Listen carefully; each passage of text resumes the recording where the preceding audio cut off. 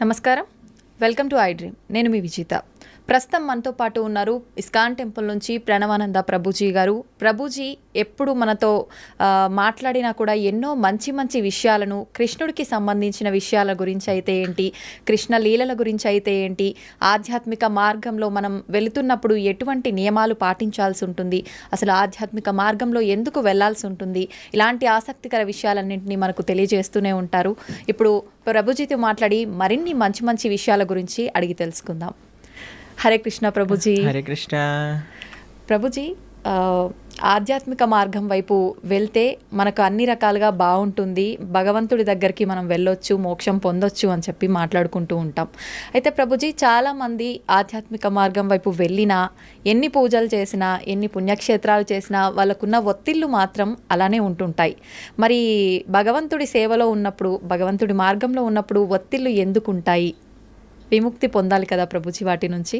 ఒక విషయం చెప్తాను మీకు. భగవంతుడి యొక్క సేవ వేరు, కోరికలతో భగవంతుడికి చేసే పూజలు వేరు. ఓకే.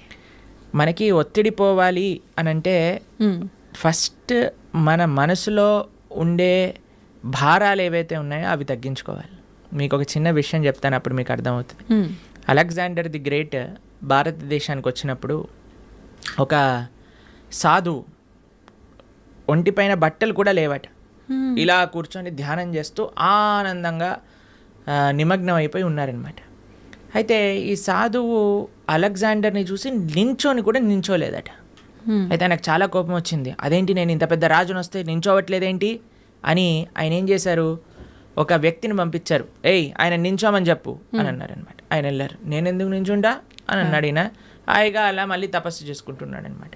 అలెగ్జాండర్ స్వయంగా వచ్చారు ఆయన దగ్గరికి. వచ్చి ఆయనతో అన్నారట, అయ్యా నా దగ్గర ఇంత సామ్రాజ్యం ఉంది, అయినా సరే నాకు భారంగా ఉన్నది, నీ దగ్గర బట్టలు కూడా లేవు, అయినా సరే నువ్వు ఇంత ఆనందంగా ఎలా ఉన్నావు, ఇంత ఆనందం నీ ముఖంలోనే కనిపిస్తూ ఉంది, ఎందుకు ఇంత వర్చస్సు, ఎందుకు ఇంత తేజస్సు, ఎందుకు ఇంత ఆనందం నీ దగ్గర ఉంది అని అడిగారట. అయితే ఈయన అన్నారట, ఒక చిన్న రాయి, ఇంతే రాయి కింద నుంచి తీసుకొని అలెగ్జాండర్ అన్నారట, ఇది నువ్వు పట్టుకోవచ్చా? అయితే అలెగ్జాండర్ అన్నారట, ఇంత చిన్న రాయి పట్టుకోవటం నాకేముంది, పట్టుకుంటాను, ఇవ్వండి అని చేతిలో పెట్టాడు. అలానే పట్టుకొని ఉంచు అని అన్నారట. ఇలా పట్టుకున్నారు. గంట సేపు అయింది, 2 గంటలు అయింది, 3 గంటలు అయింది. అలా టైం పెరుగుతూ ఉండేసరికి ఆయన చేతి మొత్తం కూడా ఎంత హెవీగా అనిపించిందంటే అంత హెవీగా లాస్ట్ కింద పడేశారు. అమ్మో నేను ఇంకా పట్టుకోలేను. అదేంటి ఇంత చిన్న రాయి నేను పట్టుకుంటాను, అచ్చేస్తా ఇంచేస్తాను అన్నావు కదా, ఇప్పుడేమైంది అని అంటే, అమ్మో చాలా కష్టం, చాలా కష్టం. చూసారా, ఒక చిన్న రాయే కొద్దిసేపటి తర్వాత ఎంత భారంగా మారిపోయింది మనకి. కానీ మనము భగవంతుడి దగ్గరికి ఎందుకు వెళ్తున్నాము? అయ్యా నాకు కొత్త కారు కొని ఇచ్చేసేయి, నాకు కొత్త ఇల్లు కొని ఇచ్చేసేయి, నాకు తొందరగా పెళ్ళి అయిపోవాలి, నాకు పిల్లలు కలగాలి, నాకు ఇంత ఆస్తి రావాలి, నాకు అది కావాలి, ఇది కావాలి అని ఇంకా భారాలు అడగడానికి మనం భగవంతుడి దగ్గరికి వెళ్ళామనుకోండి, ఎప్పుడు మనం ప్రశాంతంగా ఉండలేం. కానీ అదే స్వామి నిస్వార్థమైన ప్రేమతో, భక్తితో, భక్తి వేరు, కోరికలు కోరటం వేరండి. ఎప్పటి వరకైతే మనం భగవంతుడి నుంచి కోరికలు కోరుతామో అది భక్తి కాదు. అంటే మనసులో ఎటువంటివి లేకుండా నిస్వార్థమైన భావనతో, భగవంతుడి పట్ల ప్రేమతో కానీ మనం వెళ్తే అటువంటి వాడు ఎన్నటికీ కూడా ప్రశాంతత లేకుండా ఉండలేడు. ఆయనకి తప్పక ప్రశాంతత ఉంటుంది. ఎవరైతే నిస్వార్థమైన ప్రేమనే మనకి ప్రశాంతత, మీరు అంటున్నారు కదా, ఆ సాటిస్ఫాక్షన్ అనేది వస్తుంది. ఒక ఆయన అంటే చాలా తీర్థయాత్రలు చేస్తూ ఉండేవారట. చాలా తీర్థయాత్రలు చేస్తుంటే ఎందుకోసం చేసేవాళ్ళు, మాకు ఇది అయిపోవాలి, మాకు అది అయిపోవాలి, మాకు ఇది జరిగిపోవాలి, మాకు అది జరిగిపోవాలి అని తీర్థయాత్రలన్నీ చేస్తూ, అక్కడికి వెళ్తే పుణ్యం వస్తుందట, ఇక్కడికి వెళ్తే పాపం పోతుందట, దీంతో చేస్తుండే. అయితే వాళ్ళ గురువుగారు చాలాసార్లు చెప్పారు, నాన్న ఈ భావనతో వెళ్ళకు, అక్కడుండే భగవంతుడి యొక్క దర్శనం చేసుకోవడానికి వెళ్ళు, అక్కడ సాధువుల దగ్గర నుంచి మాటలు వినడానికి వెళ్ళు, ఆ క్షేత్రానికి సేవ చేయడానికి వెళ్ళు అని అంటే ఈయనకు అర్థం కాదు. నేను వెళ్ళాలి, మునగాలి, అన్ని దర్శనాలు చేసుకోవాలి, ఎందుకంటే పుణ్యం వచ్చేస్తుంది, పుణ్యం వచ్చేస్తుంది, పుణ్యం వచ్చేస్తుంది. అదే అయితే ఈ గురువు గారు ఒకసారి ఏం చేశారంటే ఒక కాకరకాయ ఇచ్చారట. కాకరకాయ ఇచ్చి, నాన్న నువ్వు వెళ్ళే పుణ్యక్షేత్రాలన్నింటిలో కూడా ఎక్కడెక్కడైతే నువ్వు స్నానం చేస్తావో అక్కడల్లా కూడా ఈ కాకరకాయకి స్నానం చేయించు అని అన్నారు. సరే అని మొత్తం ప్రతి క్షేత్రాన్ని గంగా, యమున, గోదావరి, కావేరి అన్నిట్లో స్నానం చేసి తీసుకొచ్చారట. వచ్చి మళ్ళీ ఆశ్రమానికి తిరిగి వచ్చేసరికి ఆ గురువుగారు అన్నారట, నాన్న ఈ కాకరకాయని కొద్దిగా ముక్కలు ముక్కలు చేసి కొద్దిగా వండు అని అనేసరికి వండి చూసేసరికి ఆ కాకరకాయ చేదుగానే ఉంది. కాబట్టి దాని యొక్క గుణం పోయిందండి. గంగలో స్నానం చేసాం, యమునలో స్నానం చేసాం, పోలేదు కదా. ఎప్పటి వరకైతే మనం నిజమైన ఆధ్యాత్మిక మార్గము అని అంటే ఏమిటి? శ్రవణం కీర్తనం విష్ణు స్మరణం పాద సేవనం అర్చనం వందనం దాస్యం సాఖ్యమాత్మ నివేదనం. ఈ నవవిధ భక్తి మార్గాలలో మనం ఉండమో అప్పటి వరకు మన హృదయ శుద్ధీకరణ అనేది జరగదు. ఎంతవరకైతే మన హృదయ శుద్ధీకరణ అనేది జరగదో అప్పటి వరకు మనకు ప్రశాంతత ఉంటుంది అన్నమాట. అలాంటి తీర్థయాత్రకి వెళ్ళటం తప్పని చెప్పట్లేదండి. ఏ భావనతో వెళ్ళాలి?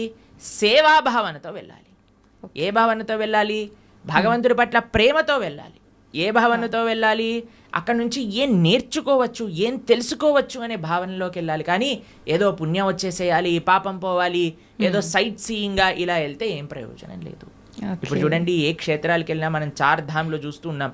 అందరు కూడా కెమెరాలు పట్టుకొని రికార్డింగ్స్ చేయడానికి, వ్లాగింగ్స్ చేయడానికి వెళ్తున్నారట. అవును ప్రభు. కేదార్నాథ్, బద్రీనాథ్ ఇలాంటి క్షేత్రాలన్నిటికీ కూడా బృందావనంలో అందరు రీల్స్ చేయడానికి వెళ్తున్నారు. ఇలా చేస్తే మనకి భక్తి ఎటువంటి ప్రయోజనం రాదండి. ఇంకా మనల్ని కర్మబంధంలో ఇంకా చిక్కుకుంటాం, కానీ మనం చర్మబంధం వీడలేము. కానీ ఎప్పుడైతే మనం సాధువుల దగ్గర నుంచి శ్రద్ధగా వింటామో, ఎప్పుడైతే మంచి విషయాలు స్మరిస్తామో, ఎప్పుడైతే చక్కగా జపం చేస్తామో భగవన్నామాన్ని, ఎప్పుడైతే భాగవత రామాయణాదులు చదువుతామో అప్పుడు నిజమైన శుద్ధీకరణ అనేది జరుగుతుంది. అప్పుడు నిజమైన ఒత్తిడి, స్ట్రెస్ అని ఏవేవో అంటున్నాం కదా, అవన్నీ పోతాయి. ఆనందంగా మనం భగవంతుడి దగ్గర ఉండొచ్చు.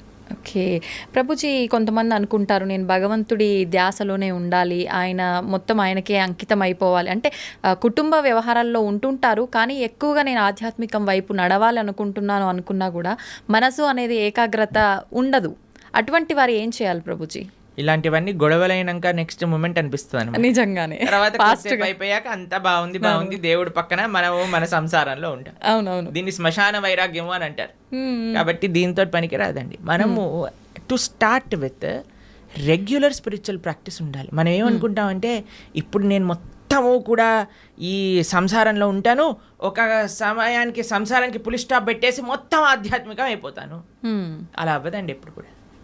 మనము బ్యాలెన్స్ నేర్చుకోవాలి, మనకి ప్రియారిటీస్ ఉండాలి. కాబట్టి అలా మొత్తం వెళ్ళిపోతాను, మొత్తం మునిగిపోతాను అని చాలామంది మాకు కూడా చెప్తూ ఉంటారు. ప్రభుజీ ఇంకొక 4 సంవత్సరాలు వెయిట్ చేయండి, 4 సంవత్సరాల తర్వాత నువ్వు ఉంటావా లేదో తెలియదు కదా. అవును, ఎవరుంటారో లేదో తెలియదు కదండి. ఒక నెక్స్ట్ క్షణంలోనే ఏమవుతుందో చెప్పలేం కదండి. నిజమే ప్రభుజీ. దేహినాం క్షణ భంగురహ అని అంటారు. తామరాకు పైన నీటి బొట్టు లాంటిది అనమాట మానవ జన్మ. ఇప్పుడు చూస్తున్నాం మనం, అసలు ఆశ్చర్యపోతున్నాం. అసలు మీరు ఎప్పుడైనా ఇంటర్నెట్లో చూసారనుకోండి, ఒకళ్ళు ఇలా పెళ్లిళ్ళల్లో డాన్స్ చేస్తూ వెళ్ళిపోతారు. చిన్న చిన్న పిల్లలు. ఇప్పుడు వయసుతో సంబంధం లేదు హార్ట్ అటాక్ రావడానికి. అలానే ఎవరికైనా వస్తుంది అని కాదండి, మనకి తెలియదు ఎవరికి ఏమవుతుందో అనే విషయం. అవును. కాబట్టి మనం ఏమంటున్నామంటే ఒకనాడు ఇలా చేస్తాము, ఒకనాడు అలా చేస్తాము అన్నదానికంటే మనకి ఇప్పుడున్న సమయంలో కొద్దిగా సమయం భగవంతుడి కోసం తీయండి, కొద్దిగా సమయం వెచ్చించండి భగవంతుడి కోసము. ఓకే, వెచ్చించి చక్కగా దాన్ని మంచి ఆధ్యాత్మిక మార్గంలో యూజ్ చేయండి. ఎందుకంటే అదే మనకి శాశ్వతమైన ఫలితాన్ని ఇస్తుంది. స్వల్పమప్యస్య ధర్మస్య త్రాయతే మహతో భయాత్ అని కృష్ణుడు భగవద్గీతలో చెప్పారు. నువ్వు ఇంత చేస్తే నీకు ఇంత ఇస్తా, ఇంతగా కృష్ణుడు స్వీకరిస్తాడటండి. ఇంత చేస్తే మనం ఇంత చేస్తే భగవంతుడు ఇంత అనుకుంటాడట దాన్ని. కానీ ఈ ప్రపంచంలో వాళ్ళకి ఇంత చేసినా సరే వాళ్ళు అనుకుంటారు ఏం చేశాడు వీడు నాకు, పెళ్ళిళ్ళల్లో ఇలానైనా మమ్మల్ని చూసుకునేది, అలానైనా మమ్మల్ని చూసుకునేది అని కొట్లాటలు పెట్టడానికి జనాలందరూ రెడీగా ఉంటారు. కానీ భగవంతుడు రివర్స్. కానీ మనం ఈ ప్రపంచంలో ఉండే వాళ్ళందరినీ సాటిస్ఫై చేయడానికి ప్రయత్నం చేస్తున్నాం, ఈజీగా సాటిస్ఫై అయ్యే భగవంతుని వదిలేస్తున్నాం.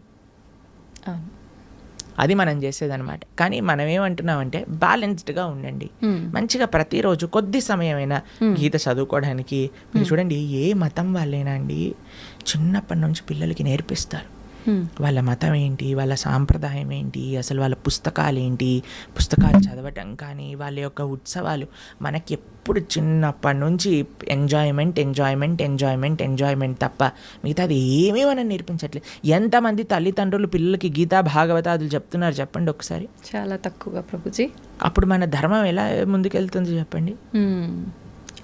కాబట్టి మనం జాగ్రత్తగా కొద్దిగా టైం తీసుకొని ప్రతిరోజు కానీ మనం చదువుతూ పిల్లలకి చెప్తూ ఉంటే అప్పుడు కరెక్ట్ సమాజం అనేది మంచిగా ఉంటుంది, దృఢంగా ఉంటుంది. అది ముఖ్యం అన్నమాట. ఓకే ప్రభుజీ, వింటుంటాం సాధారణంగా పెద్దవాళ్ళు అంటుంటారు వీడు కారణ జన్మురా అని చెప్పి. అసలు నిజంగా కారణ జన్ములు అంటే ఎవరు ప్రభుజీ? సృష్టిలో ఉన్న ప్రతి ఒక్కరూ కారణ జన్ములే అంటారా? కారణ జన్ములు అనేదానికంటే కర్మ జన్ములు అనడం బెటర్ ఏమో, ఎందుకంటే అందరూ వాళ్ళ కర్మ ఫలితంగా జన్మిస్తూ ఉంటారు. కారణ జన్మలు అని అంటే ఎవరైతే మహానుభావులు ఉంటారో, మహాభక్తులు ఉంటారో, ప్రపంచంలో ఉండే వాళ్ళందరినీ భక్తి మార్గంలో ధార్మికంగా నడిపించడానికి ప్రయత్నం చేస్తూ ఉంటారో, వాళ్ళ ఆచరణ ద్వారా, శాస్త్ర అధ్యయనం ద్వారా 10 మందికి మంచి చేయడానికి ప్రయత్నం చేస్తుంటారు. అటువంటి మహానుభావులు కారణ జన్ములుగా మనం చెప్పొచ్చు. ఎంతో మంది మహానుభావులు మన భారతదేశంలో కారణ జన్ములుగా ఒక ప్రయోజనం కోసం అవతరించిన వాళ్ళు ఉన్నారు. మన ఆచార్యులు జగద్గురు శంకరాచార్యులు కానీ, జగద్గురు మధ్వాచార్యులు కానీ, జగద్గురు రామానుజాచార్య స్వామి వారు, శ్రీ చైతన్య మహాప్రభు, వల్లభాచార్యులు, శ్రీల ప్రభుపాదులు వారు, ఇటువంటి మహానుభావులు జన్మిస్తారు. వాళ్ళని కారణ జన్ములు అని అంటారనమాట. కానీ మనలాంటి జీవులందరం కూడా మన కర్మ ఫలితాన్ని అనుభవించడానికి జన్మించిన వాళ్ళమే అనమాట. మనం చేసుకున్న పుణ్య పాపాలను అనుభవించడానికి ఈ ప్రపంచంలోకి వచ్చాం. కాబట్టి కర్మ వల్ల జన్మించే జీవులందరూ కూడా కారణ జన్ముల యొక్క మార్గాన్ని అనుసరించాలి. వాళ్ళు చూపించిన మార్గాన్ని, వాళ్ళు ఇడిపిచ్చిపెట్టిన లెగసీ ఏదైతే ఉందో దాన్ని ఫాలో అవటం వల్ల, వాళ్ళ టీలింగ్స్ ఫాలో అవటం వల్ల మనం కూడా జన్మలేని ఒక చక్కటి భగవంతుడి యొక్క లోకానికి చేరుకోగలుగుతాం అనమాట. కాబట్టి ఆచార్యులు కారణ జన్ములు, వాళ్ళకి కర్మ లేదండి. ఏ మహా భగవద్భక్తుడు ఆవిర్భవించినప్పుడు భగవంతుడు స్వయంగా ప్రేరణ చేస్తే, అయ్యా నువ్వు వెళ్ళి జనాలను ఉద్ధరించు అని చెప్తే కానీ వాళ్ళు రారు. అటువంటి మహాభాగవతోత్తములని మనం కూడా ఆశ్రయిస్తే మనం కూడా ఈ జన్మ రాహిత్యం పొంది భగవంతుడి యొక్క సేవ చక్కగా ఆ భగవంతుడి యొక్క లోకంలో చేసుకోగలుగుతాం అన్నమాట. ప్రభుజీ, ప్రతి ఒక్కరికి కూడా ముందు జన్మకు సంబంధించిన వాసనలను బట్టి పాపపుణ్యాలు ఉంటాయి కదా, మరి వాళ్ళకు అంత గత జన్మలకు సంబంధించిన ఉంటాయి కదా, మరి వాళ్ళకి ఎందుకు ఉండవు కర్మలు? ఆచార్యులక మహాభాగవతోత్తములక, ఎందుకంటే వాళ్ళు భగవంతుడు పంపిస్తే ఈ ప్రపంచంలోకి వచ్చిన వాళ్ళు. వాళ్ళందరూ కూడా భగవంతుడి యొక్క లోకంలో ఉండేవాళ్ళు అనమాట. అయ్యా నువ్వు ఉద్ధరించడానికి వెళ్ళు అని వాళ్ళని పంపిస్తే వాళ్ళు వచ్చి మనల్ని ఉద్ధరించడానికి ప్రయత్నం చేస్తారు.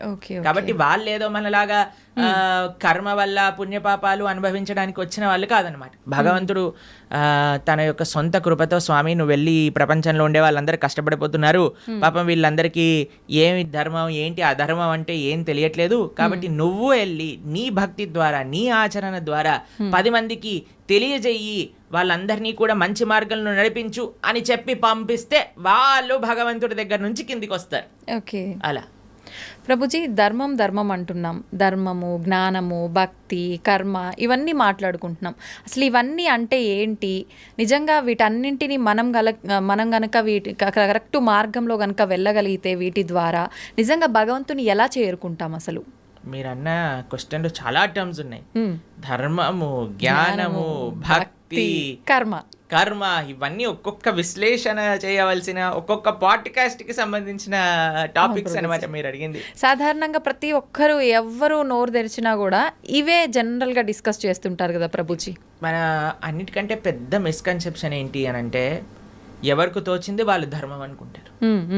నాకు తెలిసిందే ధర్మము, అంతే, నేను ఇది ఇలా చేశాను కాబట్టి ఇదే ధర్మము, నాకు ఇలా తెలుస్తుంది కాబట్టి ఇదే భక్తి, నేను ఇచ్చేస్తాను ఇదే నాకు జ్ఞానము, నాకున్నదే గొప్ప జ్ఞానము. ఇదంతా కాదండి, చాలా సింపుల్. ధర్మస్తు సాక్షాత్ భగవత్ ప్రణీతం. ధర్మం అంటే భగవంతుడు చెప్పింది. భగవంతుడు ఏం చెప్పాడు, ఎక్కడ చెప్పాడు మీకు తెలుసా? తెలీదు. భగవంతుడు అసలు ఏం మాట్లాడారు, అసలు ఏం చెప్పారు అనే విషయం తెలుసా మనకి? భగవంతుడు చెప్పింది భగవద్గీత. మనకి బేసిక్ ధర్మం ఎవరైనా అనుకున్నారనుకోండి, అరే నాకు మన సనాతన ధర్మంలో చెప్పిన ధర్మం ఏంటి తెలుసుకుందాము అని అనుకుంటే వాళ్ళు అసలు ఏం చదవాలి? భగవద్గీత చదవాలి ప్రభుజీ. భగవద్గీత కంపల్సరీగా చదవాలి మన సనాతన ధర్మంలో. ఎందుకంటే అది ప్రస్థానత్రయములో ఒక పుస్తకం. అన్నిటికంటే మెయిన్ ఫిలాసఫికల్ అండర్స్టాండింగ్, అసలు ధర్మం అంటే ఏమిటి అని తెలుసుకోవడానికి, సనాతన ధర్మం అంటే ఏమిటి తెలుసుకోవడానికి భగవద్గీత తప్పకుండా అధ్యయనం చేసి ఉండాలి. ఎంతమంది హిందువులు భగవద్గీత చదివిన వాళ్ళు ఉన్నారు చెప్పండి? ఎంతమంది అధ్యయనం చేసిన వాళ్ళు ఉన్నారు చెప్పండి? చాలా మందికి ఇంట్రెస్ట్ ఉందండి. ఎందుకంటే కాలం వాళ్ళైతే చదువుతుంటారు. మీరు అలా అనుకుంటున్నారు. మేము ఇప్పుడు భగవద్గీత నేర్పిస్తున్నప్పుడు 3rd క్లాస్ పిల్లల నుంచి 10th క్లాస్ పిల్లల వరకు ఎంతోమంది పిల్లలు కూడా భగవద్గీత పూర్తిగా అధ్యయనం చేయడానికి రెడీగా ఉన్నారు, చేస్తున్నారు కూడా. ఎగ్జామ్స్ కూడా రాస్తున్నారు. పిల్లలు నోట్బుక్ పెట్టుకొని భగవద్గీత నోట్ డౌన్ చేసుకుంటుండే పిల్లలు చాలామంది మన దగ్గర ఉన్నారు. మా యూట్యూబ్ ఛానల్లో మేము భగవద్గీత చెప్పినప్పుడు సుమారుగా 10 లక్షల మంది వీక్షించారు. కాబట్టి ఉన్నారు జనాలు, కానీ ఆ అవేర్నెస్ ఇంకా పెరగాలి. అవును, భగవంతుడు చెప్పింది ధర్మం, కానీ ఇక్కడ అక్కడ చెప్పింది ధర్మం కాదు, వీడు వాడు చెప్పింది ధర్మం కాదు. భగవంతుడు చెప్పిన ధర్మానే మనం మాట్లాడాలి. ఇప్పుడు మీరు అడగచ్చు, ప్రభుజీ మరి మీరు చెప్పింది ఎందుకు మేము వినాలి? ఎందుకంటే భగవద్గీతలో చెప్పినది మాత్రమే, భాగవతాది శాస్త్రములలో చెప్పినది మాత్రమే మేము ప్రస్తావన చేస్తాం. మా సొంతంగా ఒక్కటి కూడా అటు ఇటు కల్పించి చెప్పామనుకోండి, అది ధర్మం అవ్వదు అనమాట. ధర్మం అంటే భగవంతుడు చెప్పింది ధర్మము, అది చెప్పే వాళ్ళు ధార్మికులు, దాన్ని ఆచరించే వాళ్ళు ధార్మికులు. ఇది ముఖ్యమైన విషయం అనమాట. కాబట్టి ధర్మం అంటే ఏంటి? భగవంతుడు చెప్పింది ధర్మం. భగవంతుడు ఏమి చెప్తే అది ధర్మము. ఓకే.